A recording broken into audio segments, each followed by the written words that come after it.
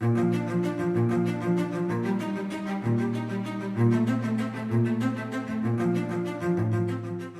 back to Pivot Point. I'm your host, Dave Allen, founder of Brand Pie, the brand consultancy working with businesses to deliver impact at pivotal moments in their journey. Rupert Bedell started life as an aspiring engineer, but through roles at Natwest, HSBC, American Express, and countless other big brands in the financial world, he's morphed into a marketing master. Now taking on the managing director role at Fasthosts, he's pivoted from transforming titans to nurturing a challenger brand. Join me in this episode as we learn to navigate the ever-changing world of performance marketing, discover the secrets to creating culture, and the art of changing industries. Rupert, just to get our listeners orientated, why don't you introduce yourself? Thanks, Dave. Thanks for having me on.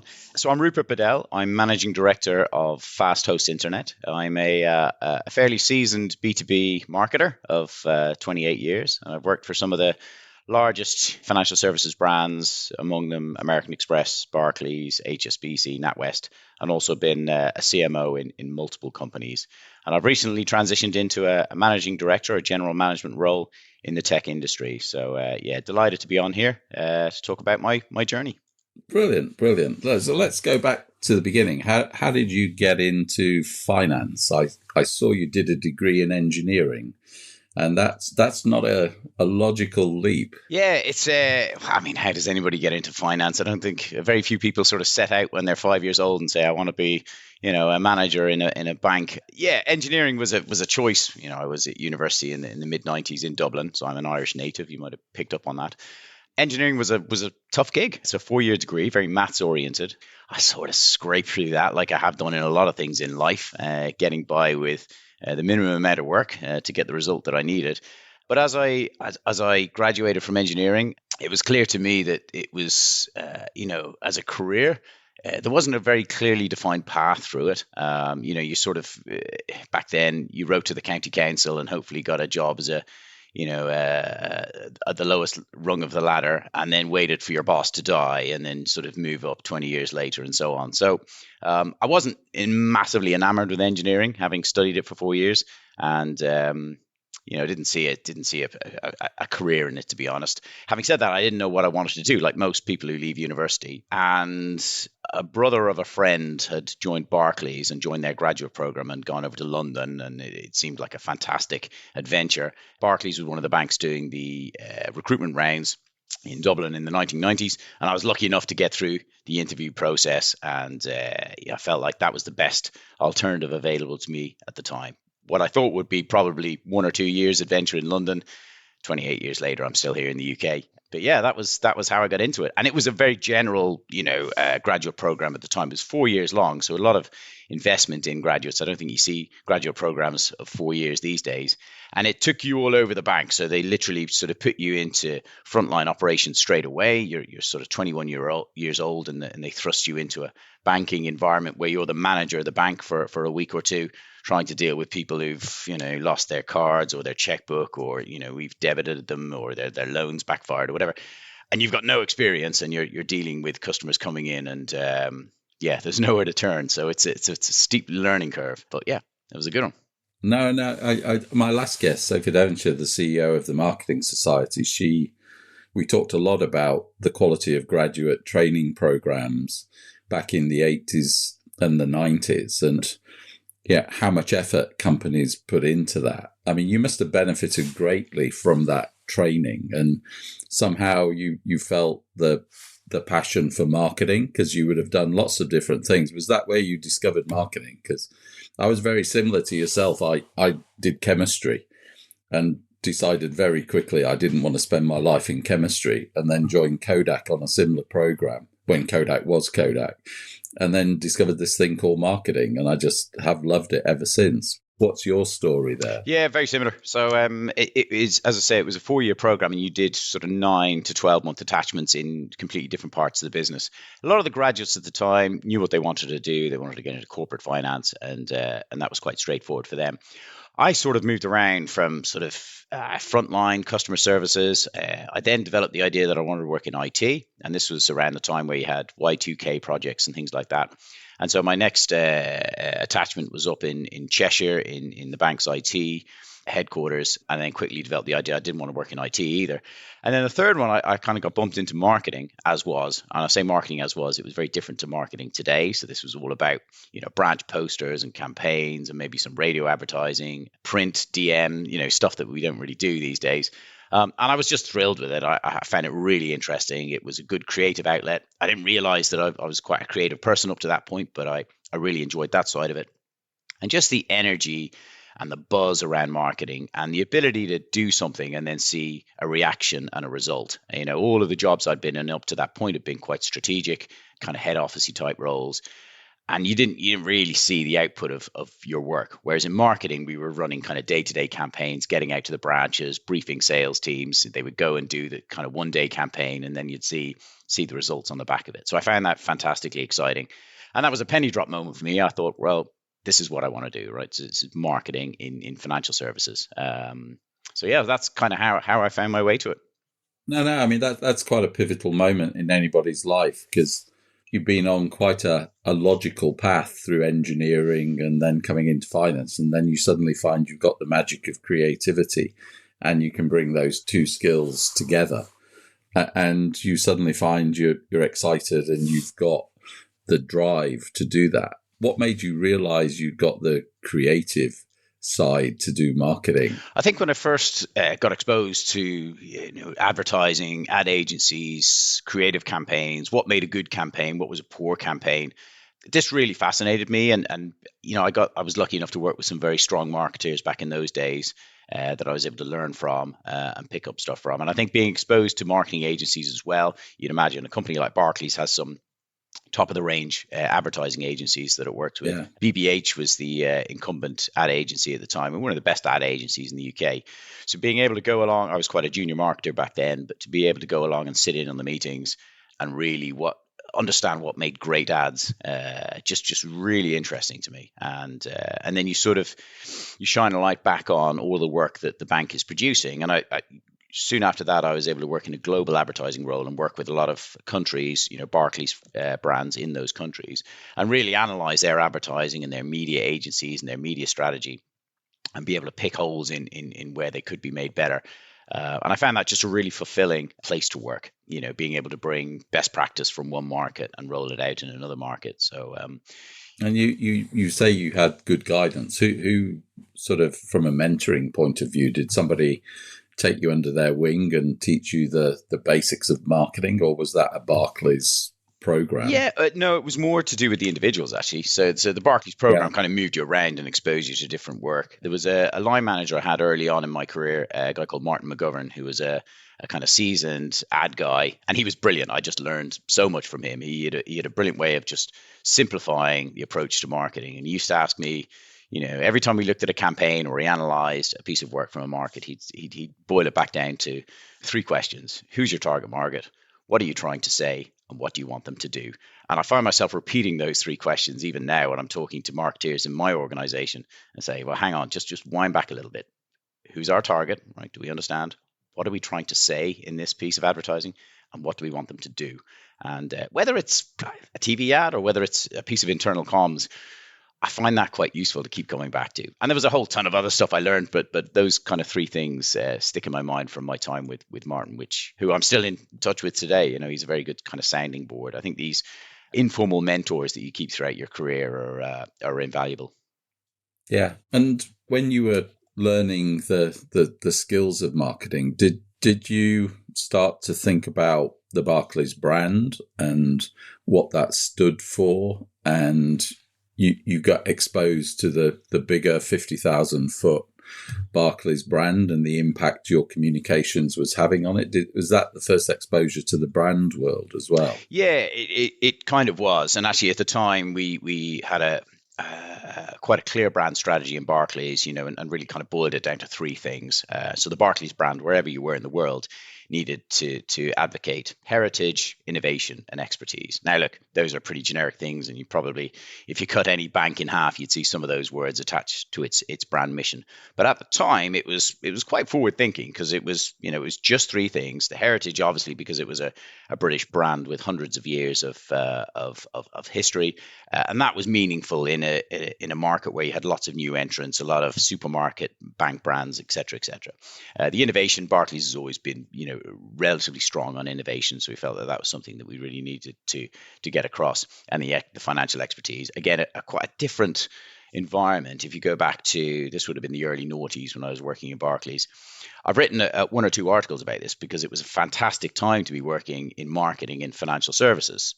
Barclays, or through Barclaycard, where I was lucky enough to work for a couple of years, had just signed the Premiership sponsorship. They were one of the original founders of the Nectar program. And it was like the Wild West in a way, that the banks were all acquiring other banks and doing major sponsorship deals, the very biggest deals in the market, or they were the biggest advertisers on TV. So it was a great time to be learning your trade in that sector. Very, very different from how it is today in financial services. You won't see bank brands spending anywhere near as much on these things. And I pivoted from Barclays to HSBC. That was where I went next, where they had a very interesting strategy around just owning the airports worldwide. So whenever you landed in Buenos Aires or Shanghai or Sydney, HSBC would be the first brand that you saw, and it was all tied up in that brilliant, the world's local bank campaign, which was, so simple and so clear. So I think, through those experiences, it was a brilliant place to work. Whether you were leveraging the benefits of the Premiership sponsorship in sub-Saharan Africa, or dealing with HSBC's world's local bank sponsorship strategy, these were all the formative experiences I had, which have kind of helped me throughout my career and given me this marketing experience, which has been invaluable. No, that was the period where banks were really discovering brand management for the first time. And I was at JWT around that time when the world's local bank came out, and they were the agency. So did you work with JWT at the time? I did, yeah. They were the agency while I was at HSBC, so we worked quite closely with them. Yeah. And I would imagine very different to BBH.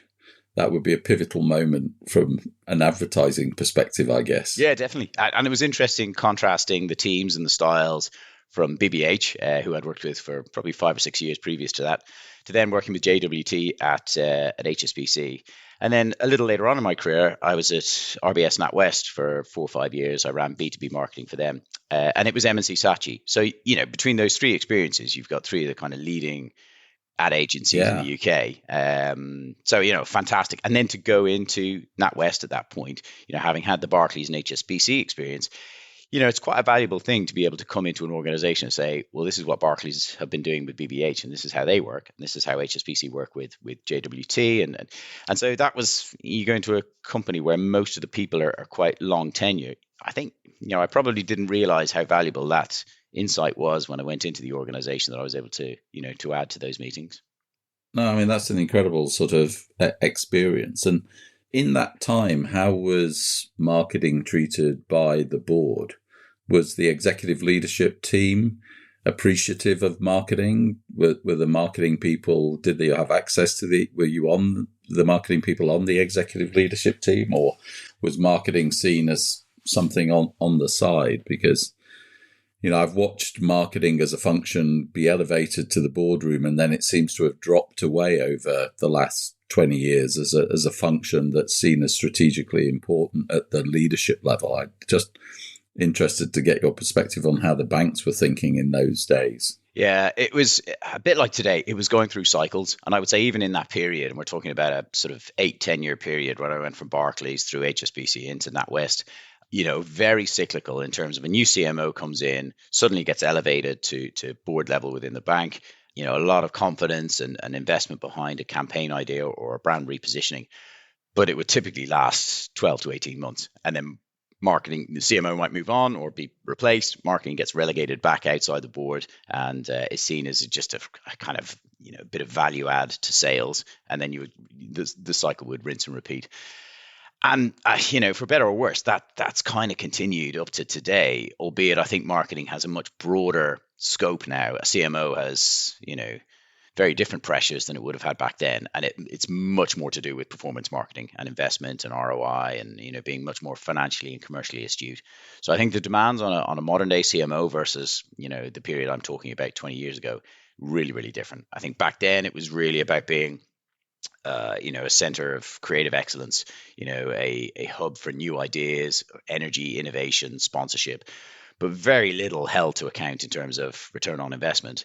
Now it's a totally different landscape. And do you think the pendulum swung too far? Because one of the things we observe is that everybody, well, probably 5-10 years ago, everybody started becoming obsessed with the metrics and started to forget a bit about the brand fundamentals, some of those really simple ideas that you talked so elegantly about earlier.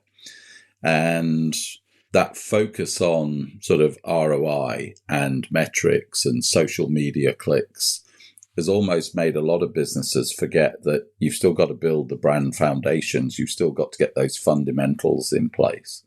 And, we're seeing the pendulum swinging back a little bit, where the marketing people are starting to realize there's a balance, and striking that sort of right balance. Would be really interested to get your perspective on brand versus performance, which is a sort of a live debate within the marketing community at the moment. Yeah. Listen, 100%, I think it swung too far. And there's a couple of reasons why I think that. Number one, the CMO or the marketing function got too broad in the last 5 years, I would say. So aside from those things that I talked about earlier on being, the center of sort of creative innovation, etc., you're also obviously the voice of the customer in a lot of organizations, and you'll be that voice at board. But the real pressures came from, advancements in MarTech. So, again, you'd be looking to the CMO to understand all of this. And MarTech is moving at light speed, and now we're into AI and so on. So again, a CMO will be expected to come into an organization and know this landscape inside out, and know to be able to make, individual choices on the correct marketing tech for the organization. Even more than the CTO, because it's all marketing related stuff. There's also this heavy reliance on demonstrating an ROI at every turn. That requires a huge amount of effort and knowledge and experience to be able to build those models. And then you need to be sort of financially and commercially astute to be able to sort of bat with a CFO. And, you add all these things together, it's overburdensome, I think, on one role to expect to do all of that. And then, we started calling them chief growth officers and things like this. And what I've seen is more and more CMOs failing because the role just gets far too big, and there's far too much commercial pressure and technology pressure and financial pressure on one role. So that's kind of point number one. The other thing I've seen is, to your point, the creativity in big brands has just been really poor, quite frankly, in the last 10 years. When I look at, the brands that now win awards for, original campaigns, I think they're nowhere near where we were at 15, 20 years ago in terms of original thinking, brilliant campaigns, organizations being prepared to put big money behind a brand campaign. You just don't see that so much these days because everybody's obsessed with the performance marketing, and it all kind of goes into Google PPC. And unless you can find something that will prove a better ROI elsewhere and a real solid proof, then companies just don't put the money in brand, and therefore you see much less, creative thinking. So I think it has swung too far. Is it going back? Maybe. I think it's still a tough environment for marketers to be able to go and say, right, we're going to invest in our brand for the next 18 months and don't expect a return on it because it's a long play. Meanwhile, you could be investing directly in PPC and you see the return on investment straight away. That's a hard argument to win with the CFO and CEO. So how much will it go back? I don't know. But clearly, there needs to be a balance. And I think marketing has recessed a bit. I think they were elevated up to the board table because they had this full span of control. I think it's really difficult for CMOs to deliver that for organizations. Yeah. And I mean, you've seen from the client side, that whole MarTech journey over the last 20 years has been quite extraordinary. And I've seen it from the sort of agency consulting side. But I would love to sort of get your perspective on, were there any pivotal moments as MarTech came along where your job changed because you saw a new technology and that became quite pivotal in your life? Because I'm sure there's a lot of people who are really struggling to keep up with MarTech and what it's enabling businesses to do today. And, when I look at Fasthosts and the world you're in, you must be at the sort of cutting edge of thinking about how to use marketing technology to really build your own business. But the role and the way the CMO has changed over the last 20 years, and that whole technology side and how technology enables you to do things you could never do. I just love your sort of perspective on that, because you've seen it from a whole different world. Yeah, I mean, my opinion, I guess, is, it's very easy to get bamboozled by this. You get pitched by so many organizations that can promise so many different things, and you can spend your entire time thinking, and getting into the weeds on this CRM system versus that CRM system, and which one gives you the full 360 view of the customer and how triggers might work, and and so on and so on and so on. I think there's been a few key moments for me which have helped me navigate through all of this. They're just basic, simple truths, and therefore, once you get these clear in your head, and I've seen them repeat 2 or 3 times in different organizations, it makes your approach, I guess, a lot simpler, a lot easier to understand. And one of those is, this classic argument between performance marketing versus brand marketing, in which you should invest in. And obviously every organization is different and their brand's in a different place. But the way I've tackled that in recent years is that, predominantly your performance marketing is going to bring the customers in. And as soon as you pull back on that, you see an immediate response. You don't get as many customers. And therefore, what's really important to track is just your cost of acquisition against your return on that. And I know this sounds like a very fundamental thing to say, but the more you invest in Google paid search, for example, the more expensive it gets, because you're competing for increasingly expensive terms. And so it's understanding, where does that curve start to flatten out? So you're getting reduced returns or diminishing returns with each dollar you invest. Because as that approaches an ROI of 1, that's the time you have to step back and invest in your brand. You won't get any further without proper brand awareness. And therefore, that's when you need to sort of say, all right, we're going to split our budget now. We're going to put this much in brand. It's not necessarily going to give us a clear ROI, or you can make one up, but it's not going to stand up in a boardroom discussion. But what you can show is that flattening of the curve on your performance marketing. And most CFOs and CEOs, in my experience, understand that logic. So you say, well, look, we invest, but at this point of the curve, it just gets too expensive. And therefore, we have to invest in brand. Otherwise, there's nowhere else to go. If you want to keep growing this company, and that's your stated ambition, we have to accept that we're going to have to invest in brand. And here's how we propose investing in brand. And it's a pretty simple way of approaching the problem. But honestly, in, I would say, the last 3 companies I've worked in, I've seen that model play out, and it's true every time. And that's certainly how we're approaching that issue in Fasthosts. So that's kind of one sort of penny drop moment where I say, well, I often see this debate had. For me, it's pretty simple. It's all about those marginal returns, and when they start dropping off, and you can see your ROI coming back down again, then there's no other place to go other to invest in brand.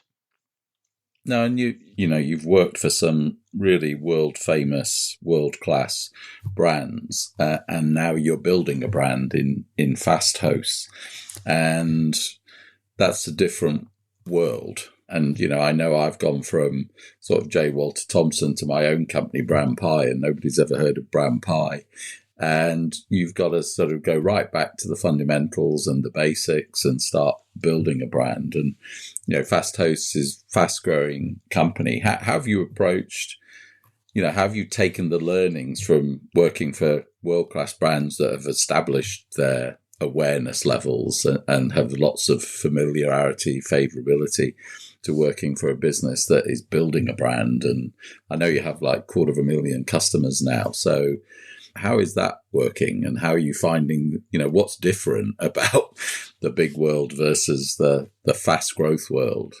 Yeah, I think it's been a learning curve for me. Look, I took this role having never worked in the tech industry, having never worked as a managing director. So I knew it was going to be very different. And actually, to anybody thinking about their career and whether they take this step or that step, changing is the old adage, change is as good as a rest. It is so refreshing when you take on a different challenge. For me, thinking outside of marketing, I've found very energizing in the last couple of months, albeit I've quite a hand on the tiller on the marketing as well.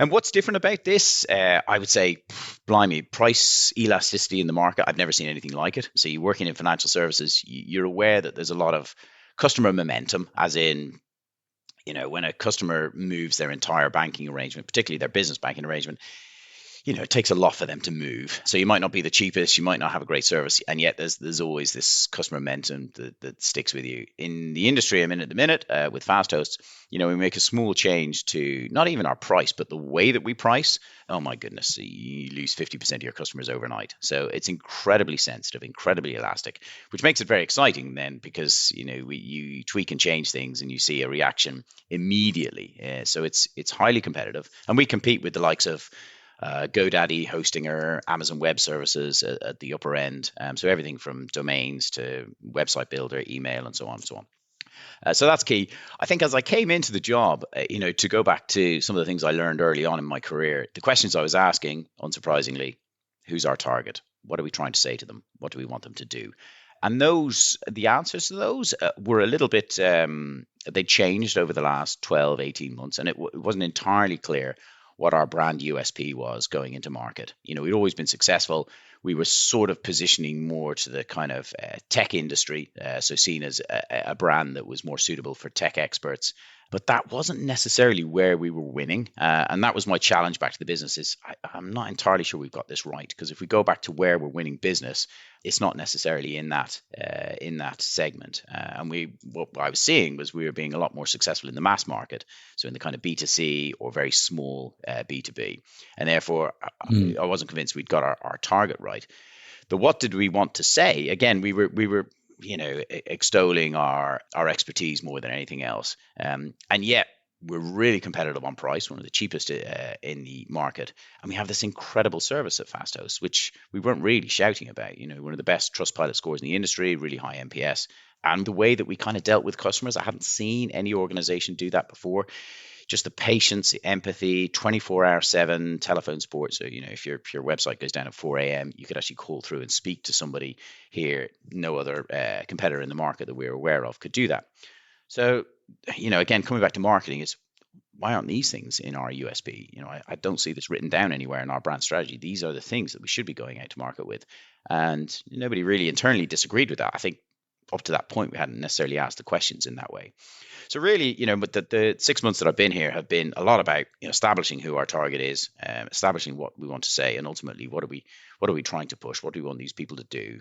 So it's back to marketing fundamentals. And presumably it's a saturated market, is it? Where every business, every household pretty much is covered, and it's all about churn and taking market share. Is that the marketplace you're in? Or is it still a growth market? It is a growth market. So if you think this is everybody from small business, and small businesses are created every day. So they come into the market and they want to set up a website or get email or do some hosting. It's also a lot of hobbyists. So there's an awful lot of B2C customers that we get who will have an idea, or they want to register a domain speculatively in the event that they might be able to sell it on. So there's a lot of new entrants to the market every day, and yet a lot of it is churn as well. And you get these, again, eye-opener for me, these kind of domain traders who will come in and buy 2,000 domains speculatively, and they'll hold on to them for 6 months, and they might churn, or there's a better offer. GoDaddy will do it at sort of 50p per domain as a one-off campaign. And if somebody else is selling them for £1, they'll literally shift them all overnight because it's going to save them hundreds of pounds, at scale, and so on and so on. So there's a huge amount of churn. We sell about 20,000 units per month in terms of individual products. We lose a lot of them as well just through churn. So people come in and they buy the products on a short-term basis and then churn, 3 months, 6 months, 12 months down the line. The market is saturated with intro offers, and those intro offers are extremely aggressive. So, for example, our basic website builder product, £7 per month, but the intro offer is £1 per month. Now, look, £1 per month, it's nothing. So you come in and you pay that, but after 3 months, that ticks up to £7 per month, and we are by far not the most aggressive operator when it comes to intro pricing. So it's really aggressively priced. It is saturated. There's very few barriers to entry. So any organization can come in and offer hosting. All you need is a big computer ultimately. And so, it's hyper competitive and it's hyper elastic. But honestly, somebody who's come through marketing as a career, this is where you want to be, right? This is where you learn quickest. We're constantly testing, innovating, learning as we go through, and that's the market we're in. And as you've gone from sort of marketing director to managing director, what sort of other things have, I remember when I did it, and the whole notion that people did what I asked them to do as opposed to questioned what I'd suggested and just went away and actually did what you'd instructed them to do rather than challenge it was a real eye-opener for me, because I was used to sort of saying to people, try this, try that. And as soon as you get the title managing director, they actually go and do it when you're still suggesting maybe think about it. And so I had to learn very quickly to go, this is an instruction versus this is an input. And, then people and culture was, again, something completely new to me, to think about the people, the culture. As you made that transition, I can see how your marketing skills are absolutely brilliant for the role you're doing. But what else what are other learnings as you transition from a skill to a much broader role? What sort of things are the things to think about when you do that transition from any function into a managing director role? Yeah, I'm smiling as you're saying that, because the title might be different for me in terms of managing director. People still challenge me all the time when I ask them to do something, so that certainly hasn't changed. Maybe it's the way I ask, but that's fine. I'm obviously, I quite like that anyway, and to have the debate. And I'm conscious of the fact that I am learning as well. Many of the people I'm working with have been here 20, 25 years, so it has to be a conversation. Look, what else? Look, it's the people bit, the leading bit, and the culture bit. And that was a significant part of the challenge as I came into this organization. I was conscious I was coming in with no background, which, is a challenging, no background in the industry, rather, marketing background, obviously. But taking over from a quite tenured CEO who's very experienced in tech and had been here a long time and had led the business through a really successful period. So I knew that was going to be challenging. Having said that, the culture of the organization at the point that I came in, and this would have been in the middle of 2024, middle of last year, it had been through a tough period of change. So Fasthosts ultimately is owned by a parent company, Ionos. Ionos is German-based, and they had done a lot of kind of functionalizing of some of the central services. So moving, spans of control, stuff moving to Germany, stuff moving to the UK. And so a lot of change. And, a company that hadn't changed an awful lot over the previous years, that felt quite painful. So our, employee survey sort of second half of last year was nowhere near where we wanted it to be in terms of high engagement, and positive feeling. So I had that to kind of build up, and therefore, I would say at least a third of my time, if not more, was spent on, right, let's get a proper employee plan to get everybody back feeling very positive about this, high engagement levels. And it's everything from making sure that we have a better career pathway through the organization. So that was something that was fed back early on, saying, I came here to work. I just don't see how I'm getting promoted. How do I move through the organization and get more senior and get more pay and all this sort of stuff. So that needed a lot of work, which we've invested in, in the last couple of months. Just getting the joy back into the workplace. It was somewhere that had been, I think, brilliant pre-COVID. Everybody's in 5 days a week. There was a social club. There was board games night. There was all these kind of fun things. And in the survey, I was saying, we used to do all these things and we don't do them anymore. And it's, I just don't enjoy coming to work anymore. These are the kind of feedback stuff that we were getting. So again, that feels like easy stuff to fix, but a lot of my energy and time and enthusiasm been invested in reestablishing a social committee, having a video game night, having the bake-off, having, the table football league, all of these things, and making sure that the information is available to all. This is another thing that I've sort of learned through the way is high-performing organizations know exactly how they're doing. They know exactly what's going on at all times. We've been lucky enough to move into a new office in Gloucester here in the last couple of months. And we've now got digital screens all over the various floors that we're on. And those have on rotation, how we performed last week. So how many customers we won, how many we lost. It shows Trustpilot reviews, what customers are saying about us in the moment, positive and negative. It has the table football league, who's winning. It has the upcoming campaign, the creative things that employees like to see before it goes live, and so on and so on. Our employee plan, how we're doing on that, what's green, what's amber, and so on. And I'm a big believer in that because, everybody feels like they're part of something again. And so a lot of my time has been invested in getting all of that up and running. These weren't things that we did before, but I can feel, and a lot of it's linked to the new office, but I can feel that buzz and energy coming back into the organization. So I'm looking forward to, repeating that survey in Q3 this year and seeing, have we moved the dial? I certainly hope we have. But it's, that wasn't a part of my job really when I was CMO. You look after your own team, but it's, it's a much broader gig here. No, and do you think a lot of, new chief executives, new managing directors underestimate the importance of culture and getting the culture right? Because you can't get the brand right unless you get the culture right. That's always been my theory. And, when I talk to a lot of marketing people, certainly back in the 90s, they thought I was bonkers talking about culture and the importance of culture on brand. I'd love to get your perspective on that. Now you're on the other side of the fence.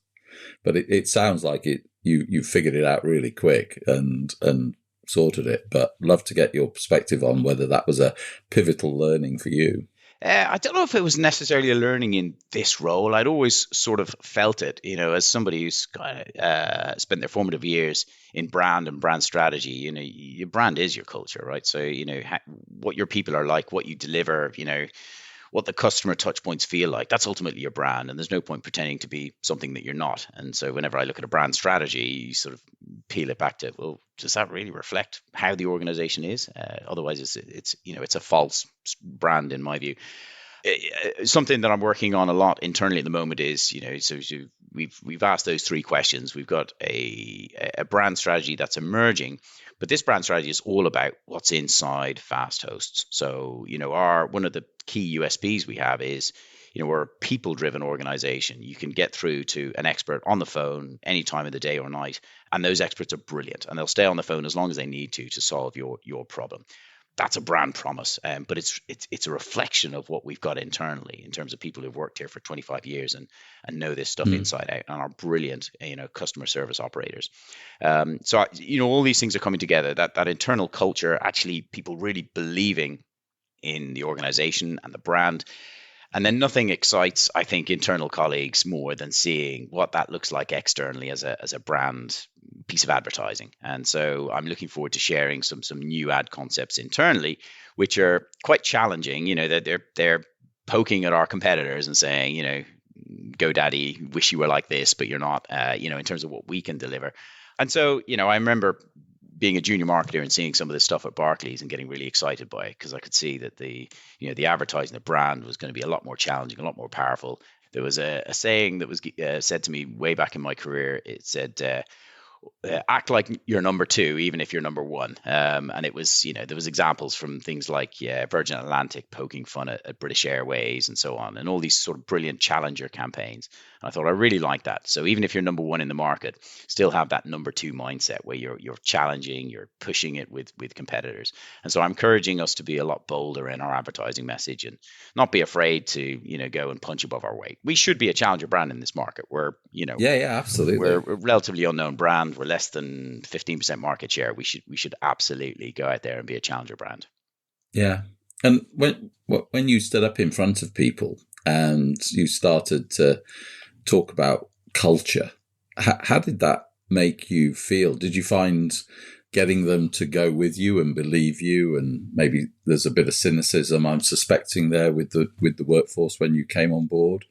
How long did it take you to feel like they were starting to trust you? Feel free not to answer that if that's getting too sensitive, but not at all. I'm always fascinated to talk to people who've, because you've clearly done so many things right already and in a short space of time. Listen, I don't think that's ever going to be done. Like, I'm always going to be, and I think every MD, CEO is in a similar situation. You're always going to be trying to win people's trust, and there will always be cynics in the organization, and there are here. So that's ongoing. How I felt, I mean, look, an imposter, obviously. You're going into an organization where people have worked forever and you say, well, look, this is what I think. I've been here 10 minutes and I come from, a financial services background. We're based in Gloucester here. Everybody who works here lives in Gloucestershire.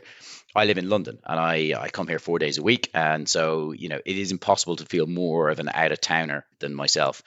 So look, I definitely had those feelings coming in. And yet you've still got to stand up and give your opinion. Otherwise, you're not doing your job, quite frankly. You can't just go and sit and hide away in an office for 6 months. That FaceTime, being seen by people, it's really important, and walking the office. I loved your games night. I had a look at that, and that was very cool. And do you get competitive in the games night? Are you? Oh God, yeah. There's absolutely no point doing it otherwise. And I make sure that we have fun in the games night, but there has to be a league, and that league has to be up on the screens the next day, so everybody can come in and see it. And that's how you build momentum and get more people sort of involved in it. But all those things are I think, really important to culture, right? To building a fun place to work, and it's a message that I'm trying to drive through at the moment, because some people look at this and go, yeah, but board games night, who cares? I just want to go home at the end of the day. I don't want to kind of hang around with my colleagues more than I have to. And other people are obviously have a lovely attitude and really want to give a lot. Yeah. Something I kind of switched on to again early on in my career is, what you deliver is obviously important, your objectives, your goals and so on. But also what you do for your colleagues in the working day and how you make their working day better through your contribution, your banter, setting up the social, that's really important. And when all is said and done and we're at the end of our careers, I'd like to think, a lot of what I'll reflect on is, how did I make it better for my colleagues? Whether I was a junior marketer or managing director, when I came into work every day, did I make it a better place for them to work? Did I make them enjoy their working day more? Because that really matters. We're all on a journey in life, and hopefully I'll look back and think, oh yeah, okay, I did a couple of good things and made that workplace a little bit better. Yeah, I'm sure you have, and that's a sort of a fabulous sort of point to end on, that making people's lives better. Now, we always end pivot points with a little fun fact and a little insight into a side of your life that maybe is a bit different and not. Now, I'm told that, coming from Dublin, there's some fairly famous bands come from Dublin, and obviously you're up there with U2, but I gather you're a singer in a band, which is quite cool. You're the first managing director I've spoken to who's a singer in a band. Yeah, I've been lucky in some ways to have periods in my career where I've had a bit of downtime. I say lucky in inverted commas. Yeah, I mean, I've moved companies a number of times. And recently I had some time, and I've always kind of played the guitar and things like that just as a hobby. So not really done anything more than kind of campfire style guitar and singing. And about 18 months ago, a friend of mine said, well, I'm going to meet some guys and form a band. Why don't you come along to the meeting? I thought, well, I don't know what I'll bring, but happy to come along and have a pint or two. And anyway, it all progressed. And we started a band, and I sing and I play guitar and a little bit of piano as well. And I mean, look, I'm 49. You enjoying it? I absolutely love it as an outlet outside of work. And we've done a couple of gigs in South London, and they've gone really, really well. And I find myself, it's a bit of a pinch me moment, because I've always kind of, one of those daydreams you have for years and years and years. And I had it through my 20s and 30s and 40s. The idea of being in a band had definitely moved into never going to happen territory, but a nice daydream. And yet, 3 weeks ago, you're playing to, 300 people, and, it's absolutely buzzing. Very cool. So I think it's really important to have stuff outside of work. That's a pretty obvious thing to say. I'm busy anyway. I've got 3 kids, life is full. But just about cramming in this as well has been a lovely outlet, outside of the day-to-day pressures of work and family. So highly recommend. Brilliant. Well, let me draw to a close, and thank you, Rupert, for coming on Pivot Points, and wish you every success and congratulations on everything you're doing at Fasthosts. It sounds fantastic. It sounds like the start of an exciting journey for that company, and hope you build that challenger brand and take some market share from Amazon. That's the plan. Fantastic. Listen, thanks for having me on, Dave. I really enjoyed it. No problem at all, Rupert. Thank you. Thank you so much for listening to this episode of Pivot Points. If you enjoyed this episode, you can find more fascinating conversations with industry leaders in our previous episodes. You'll find us wherever you get your podcasts. And if you want to know more about Brand Pi and how we deliver impact in the pivotal moments that matter to you, head over to brandpi.com. Thank you for listening, and we'll see you next time.